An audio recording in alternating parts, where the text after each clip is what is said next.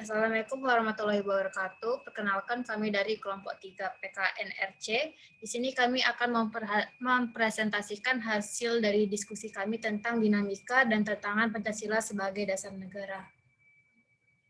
Di sini nama anggota-anggotanya yaitu ada saya sendiri Kamelia, yaitu kedua ada Amanda Apsarini, ketiga Dea Olvi, keempat adalah Rian Francisco, kelima itu Ikan Nareta, ke-6 adalah Raja Fajar Lingga, ke-7 adalah Rohani, ke-8 adalah Dia, ke-9 adalah Sarah Alfia, ke-10 ada Muhammad Nurman, ke-11 adalah Aditya, ke-12 ada Muhammad Esa.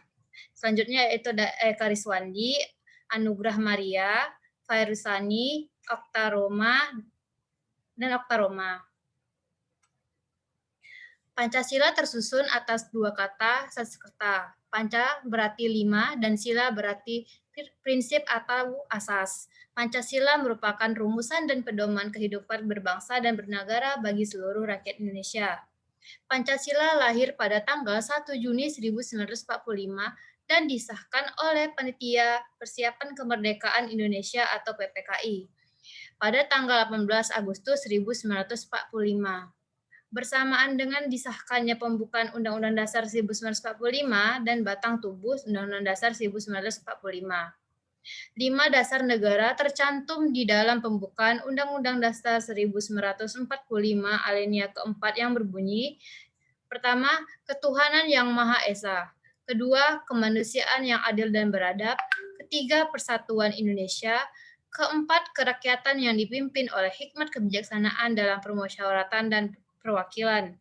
Kelima, keadilan sosial bagi seluruh rakyat Indonesia. Pembaharuan dan perubahan bukanlah melulu bersumber dari satu sisi saja, yaitu akibat yang timbul dari dalam, melainkan bisa terjadi karena pengaruh dari luar.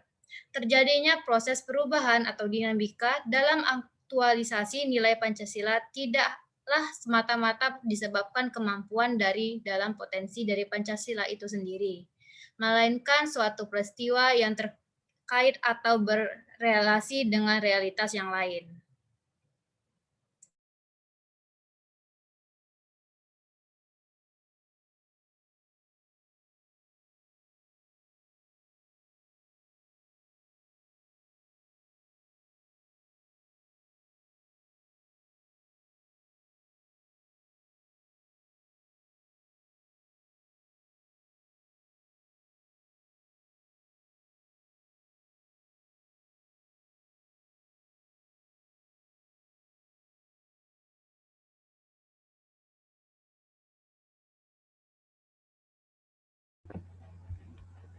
Dinamika Pancasila sebagai ideologi negara dalam sejarah bangsa Indonesia mengalami pasang surut dalam pelaksanaan nilai-nilai Pancasila.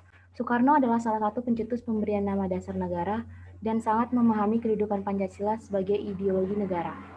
Dalam pemerintahannya, ideologi Pancasila ini mengalami pasang surut karena dicampur dengan ideologi komunisme dan dalam konsep Nasakom.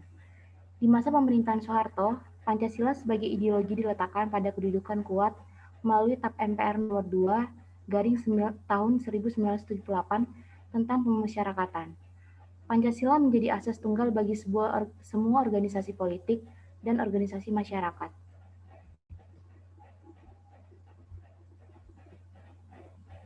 Pada masa era reformasi, Pancasila sebagai ideologi negara mengalami pasang surut dengan ditandai beberapa hal, seperti enggannya para penyelenggara negara mewacanakan tentang Pancasila.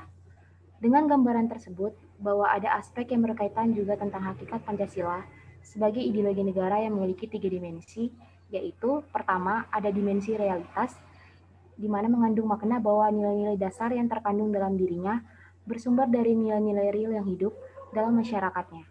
Hal ini mengandung arti bahwa nilai-nilai Pancasila bersumber dari nilai-nilai kehidupan bangsa Indonesia, sekaligus juga berarti bahwa nilai-nilai Pancasila harus dijabarkan dalam kehidupan nyata sehari-hari, baik dalam kaitannya dengan kehidupan bermasyarakat maupun dalam segala aspek penyelenggaraan negara.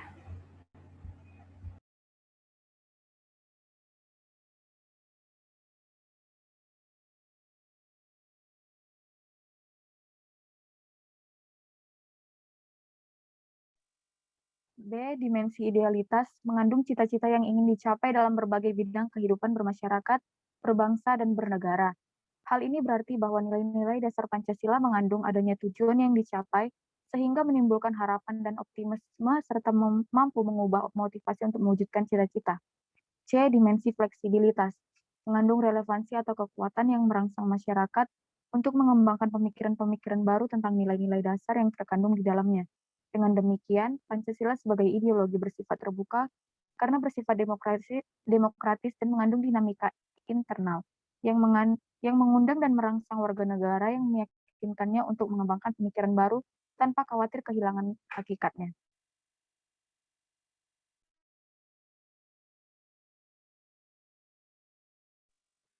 Fungsi pokok Pancasila sebagai dasar negara, yang pertama Pancasila sebagai pandangan hidup, memiliki pegangan dan pedoman dalam memecahkan masalah dalam gerak masyarakat yang semakin maju. Yang kedua, Pancasila sebagai ideologi terbuka, berfungsi sebagai cita-cita dan sarana pemersatu masyarakat yang dijadikan penyelesaian konflik. Yang ketiga, Pancasila sebagai karakteristik bangsa, di mana ciri khas bangsa Indonesia tercermin dalam sikap tingkah laku dan perbuatan yang sesuai dengan nilai Pancasila. Yang keempat, Pancasila sebagai sumber dari segala sumber. Hal ini sesuai dalam ketetapan TAP MPR nomor 3 garing MPR garing 2000 tentang sumber hukum dan tata urutan peraturan perundang-undangan.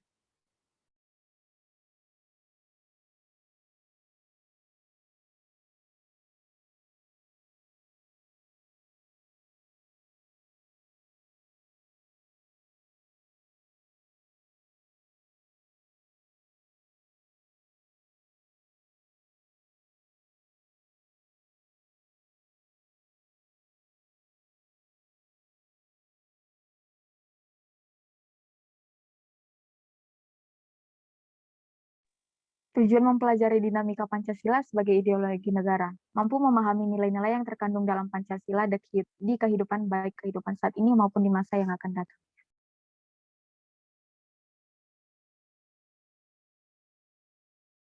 Kedudukan Pancasila pada masa reformasi. Reformasi berasal dari kata reformation yang berakar dari kata reform yang memiliki arti pembaruan secara etimologi. Menurut Kamus Besar Bahasa Indonesia, reformasi adalah sebuah perubahan yang dilakukan secara drastis untuk perbaikan segala bidang, baik bidang sosial, politik, atau agama di dalam suatu negara. Dalam memahami peranan Pancasila di era reformasi, terlebih lagi dalam konteks Pancasila sebagai dasar nasional dan dasar negara, merupakan sebuah keharusan bagi agar setiap warga negara memiliki satu pemahaman mengenai fungsi pokok Pancasila dalam kehidupan bermasyarakat. Reformasi membawa sebuah tujuan utama yang penting dan dicita-citakan dalam kehidupan masyarakat, berbangsa maupun bernegara. Tujuan reformasi dalam kehidupan bermasyarakat, yaitu perubahan dilakukan secara bertahap demi menemukan nilai-nilai yang baru dalam kehidupan berbangsa dan bernegara, mengatur kembali struktur ketatanegaraan secara menyeluruh, meliputi perundangan serta konstitusi yang dianggap telah menyimpang dari tujuan awal, memulai perbaikan di segala bidang kehidupan baik politik, ekonomi, sosial budaya, dan pertahanan keamanan, serta menghilangkan dan mengubah perilaku hidup serta kebiasaan dalam bermasyarakat yang tidak lagi sejalan dengan tuntutan reformasi. Peran Pancasila dalam reformasi ada dua, yaitu gerakan reformasi dan reformasi dalam paradigma Pancasila. Pada gerakan reformasi, nilai-nilai luhur Pancasila yang pada dasarnya merupakan sumber nilai, dasar moral, dan pedoman etika bagi negara dan aparat sebagai pelaksana negara.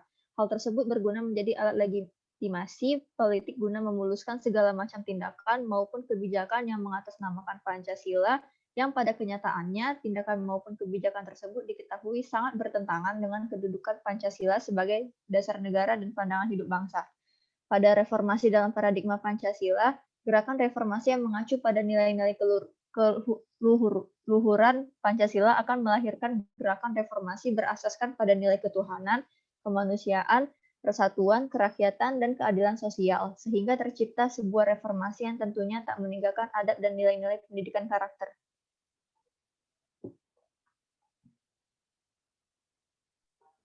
Kedudukan Pancasila di era reformasi. Pada era reformasi, Pancasila sebagai reinterpretasi Pancasila harus selalu diinterpretasikan kembali sesuai dengan perkembangan zaman, yang dalam penginterpretasiannya harus relevan dan kontekstual serta sinkron atau sesuai dengan kenyataan pada zaman saat itu. Pancasila pada era reformasi tidaklah jauh berbeda dengan Pancasila pada masa Orde Lama dan Orde Baru. Tantangan yang harus dihadapi, tantangan itu adalah korupsi, kolusi, dan nepotisme, atau KKN, yang sampai hari ini tidak ada habisnya. Globalisasi juga menjadi tantangan tersendiri bagi bangsa Indonesia karena semakin lama ideologi Pancasila semakin tergerus oleh liberalisme dan kapitalisme. Apalagi tantangan pada saat ini bersifat terbuka, bebas, dan nyata. Reformasi dalam paradigma Pancasila. 1. Ketuhanan yang Maha Esa. Gerakan reformasi berlandaskan moralitas ketuhanan dan harus mengarah pada kehidupan yang baik. Kedua, berperikemanusiaan yang adil dan beradab. Gerakan reformasi berdasarkan moral, kemanusiaan sebagai upaya penataan kehidupan yang penuh penghargaan atas harkat dan martabat manusia. 3. Persatuan Indonesia. Gerakan reformasi harus menjamin tetap tegaknya bangsa dan negara Indonesia sebagai satu kesatuan. 4. Kerakyatan. Seluruh penyelenggaraan kehidupan berbangsa dan bernegara harus dapat menempatkan rakyat sebagai subjek dan pemegang kedaulatan. Rakyat Indonesia memegang kekuasaan tertinggi. Kelima, keadilan sosial bagi seluruh rakyat Indonesia. Gerakan reformasi harus memiliki visi yang jelas demi terwujudnya keadilan sosial bagi seluruh rakyat. Kelemahan yang melenceng dari nilai luhur Pancasila. 1. Menjadikan Pancasila sebagai ideologi bangsa tanpa memperhatikan kaitannya dengan perkembangan zaman. Kedua, para elit politik cenderung hanya memanfaatkan gelombang reformasi ini untuk meraih kekuasaan, sehingga terjadinya benturan kepentingan politik adalah hal yang biasa. Ketiga, pemerintah kurang konsisten dalam menegakkan hukum. Keempat, menurunnya rasa persatuan dan kesatuan ditandai dengan adanya konflik di beberapa daerah. Kelima, korupsi yang semakin terbuka dan membudaya.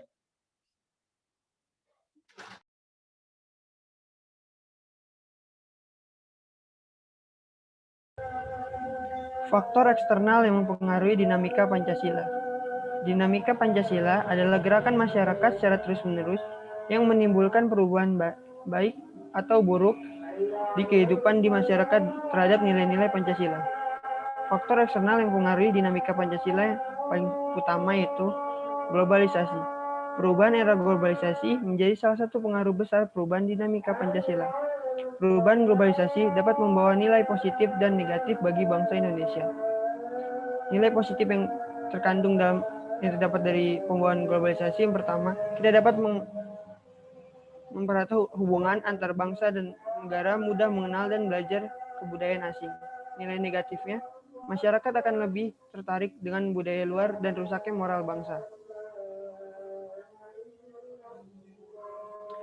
Pada bidang politik, masuknya globalisasi akan menimbulkan gerakan separatisme dan ketergantungan terhadap negara lain. Di bidang ekonomi, masuknya globalisasi akan menciptakan ketergantungan ekonomi nasional terhadap ekonomi global. Di bidang budaya, masuknya globalisasi akan mengendurkan budaya nasional dan eksistensi jati diri dan identitas bangsa sendiri.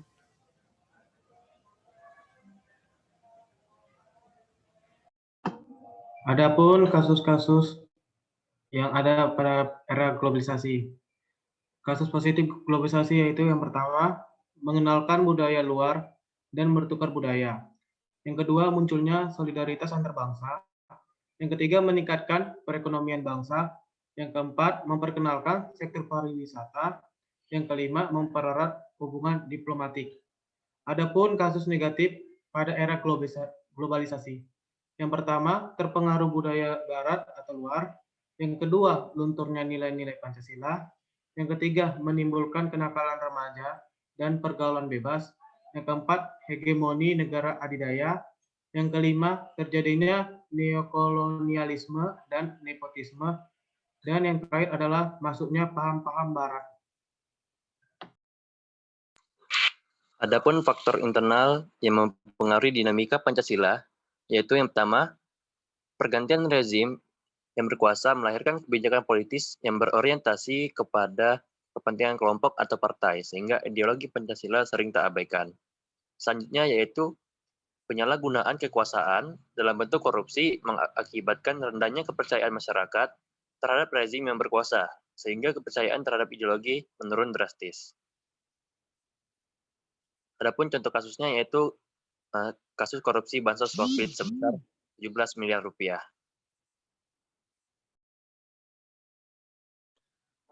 Penyelenggaraan pendidikan Pancasila, khususnya dalam pendidikan tinggi, berlandaskan Undang-Undang Dasar 1945 Pasal 31 Ayat 1 yang berisi bahwa setiap warga negara berhak mendapatkan pendidikan. Kemudian Pasal 2 UU Nomor 12 Tahun 2012 tentang Pendidikan Tinggi yang menyatakan bahwa pendidikan Pancasila dan pendidikan kewarganegaraan wajib dimuat dalam kurikulum pendidikan tinggi. Kemudian Pasal 35 Ayat 5 UU Nomor 12 Tahun 2012 tentang Pendidikan Tinggi menyatakan bahwa sistem pendidikan tinggi Indonesia harus berlandaskan Pancasila. Kemudian sesuai dengan penjelasan pada UU Nomor 2 Tahun 1989 tentang Sistem Pendidikan Nasional, bahwa pendidikan Pancasila mengarahkan perhatian pada moral yang diwujudkan dalam kehidupan sehari-hari.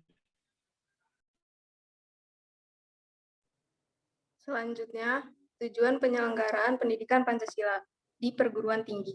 Yang pertama, memperkuat Pancasila sebagai dasar falsafah negara dan ideologi bangsa. Kemudian yang kedua, memberikan pemahaman dan penghayatan atas jiwa dan nilai-nilai dasar Pancasila untuk dapat menerapkannya dalam kehidupan bermasyarakat, berbangsa, dan bernegara. Yang ketiga, mempersiapkan mahasiswa agar mampu menganalisis dan mencari solusi terhadap berbagai persoalan kehidupan berdasarkan nilai-nilai Pancasila dan Undang-Undang Dasar Negara Republik Indonesia tahun 1945. Dan yang keempat, membentuk sikap mental mahasiswa yang mampu mengapresiasi nilai-nilai Pancasila.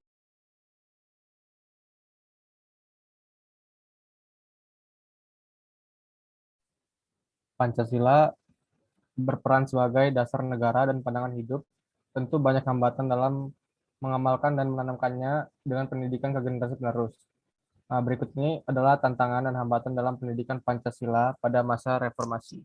Yang pertama, nilai-nilai Pancasila harus menghadapi kencangnya pengaruh globalisasi dengan nilai-nilai luar yang banyak bertolak belakang dengan nilai-nilai luhur Pancasila. Yang kedua, muncullah ideologi-ideologi lain yang bertentangan dengan Pancasila seperti liberalis, kapitalis, dan lain sebagainya yang masuk ke Indonesia. Ketiga, menurunnya rasa persatuan dan kesatuan. Keempat, sistem pendidikan yang lebih mengutamakan pendidikan yang tidak berhubungan dengan Pancasila. Dan yang kelima, teknologi informasi yang telah maju mengakibatkan berubahnya pandangan masyarakat mengenai nilai-nilai Pancasila.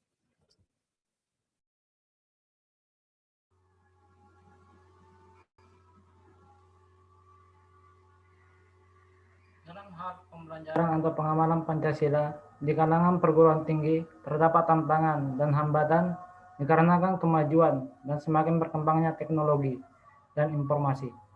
Berikut tantangan dan hambatan dalam pendidikan Pancasila di kalangan pelajar perguruan tinggi dalam era reformasi. 1. Kemajuan teknologi yang menyebabkan mahasiswa hanya mementingkan kepentingan sendiri daripada kepentingan bersama. 2. Kurangnya pengetahuan Pancasila di perguruan tinggi. 3. Sikap dan perilaku mahasiswa yang sudah menyimpang dari nilai-nilai Pancasila.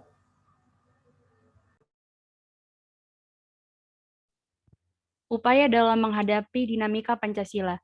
Di zaman yang penuh dengan persaingan ini, makna dan nilai-nilai Pancasila harus tetap diamalkan dalam kehidupan kita agar keberadaannya tidak hanya dijadikan sebagai simbol semata.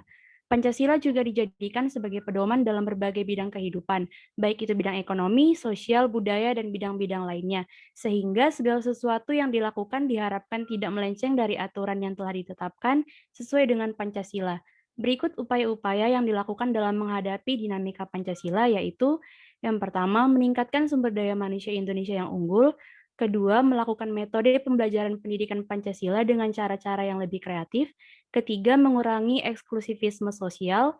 Yang keempat, mengurangi kesenjangan sosial. Dan yang kelima, memanfaatkan perkembangan informasi serta ilmu pengetahuan dan teknologi menjadi media dalam penanaman dan penguatan Pancasila.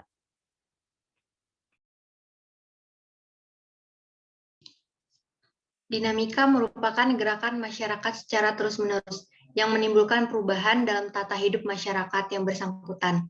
Dinamika Pancasila dalam sejarah bangsa Indonesia memperlihatkan adanya pasang surut dalam pemahaman dan pelaksanaan nilai-nilai Pancasila. Nilai dasar Pancasila dapat menyesuaikan diri dengan perkembangan zaman.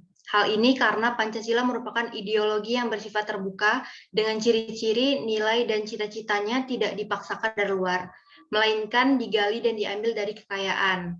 Pancasila sebagai dasar negara lahir dan berkembang melalui suatu proses yang cukup panjang. Pada tahun 2004 sampai sekarang, berkembang gerakan para akademis dan pemerhati serta pencinta Pancasila yang kembali menyuarakan Pancasila sebagai dasar negara melalui berbagai kegiatan seminar dan kongres. Hal tersebut ditunjukkan untuk mengembalikan eksistensi Pancasila dan membudidayakan nilai-nilai Pancasila sebagai pandangan hidup bangsa, serta menegaskan Pancasila sebagai dasar negara guna menjadi sumber hukum dalam penyelenggaraan pemerintahan negara.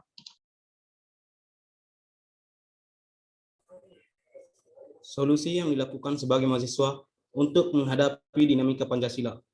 Sebagai seorang mahasiswa yang memiliki peran sebagai agent of change dan social control, mahasiswa harus dapat menerapkan dan menjalankan Pancasila sebagai pedoman hidup di dalam masyarakat dan kehidupan akademik. Mahasiswa juga diharapkan tetap harus menempa dirinya sebagai pribadi yang memiliki kematangan intelektual, kreatif, percaya diri, inovatif, dan kesetiakawanan sosial yang sangat pengabdian terhadap masyarakat, bangsa, dan negara yang tinggi.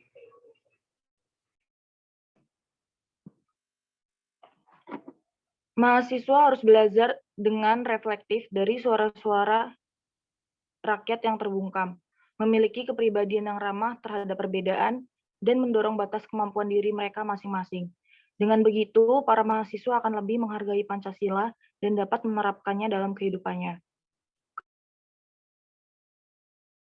yang merupakan strategi untuk menetralisir paham-paham yang dianggap radikal dan membahayakan dengan cara pendekatan tanpa kekerasan. Selain itu, mahasiswa juga harus memiliki kepribadian dengan kemampuan profesional yang tinggi, cinta tanah air, sikap keterbukaan, kebersamaan, dan kemitraan.